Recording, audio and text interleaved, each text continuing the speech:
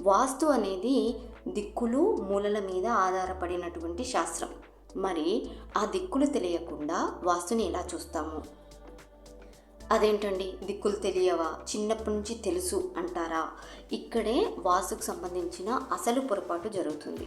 ఏంటా పొరపాటు అంటే, దిక్కులు తెలియడం వేరు, ఆ దిక్కులు మన ప్రాపర్టీలో ఎక్కడ ప్లేస్మెంట్ అయినవో తెలియడం వేరు. భూమి 360 డిగ్రీలు ఉంటుంది. ఈ 360 డిగ్రీలలో ప్రతి దిక్కుకి స్పెసిఫిక్ డిగ్రీస్ చెప్పబడ్డాయి.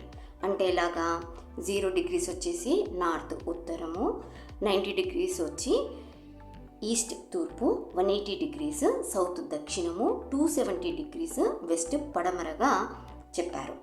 భూమి గుండ్రంగా ఉంటుంది కాబట్టి మీరు మీ చుట్టూ ఒక సర్కిల్ గీసుకొని ఎగ్జాక్ట్లీ 0 డిగ్రీస్ ఉత్తరము, 90 డిగ్రీస్ తూర్పు, 180 డిగ్రీస్ దక్షిణము, 270 డిగ్రీస్ పడమర ఎక్కడ ఉందో చెప్పండి.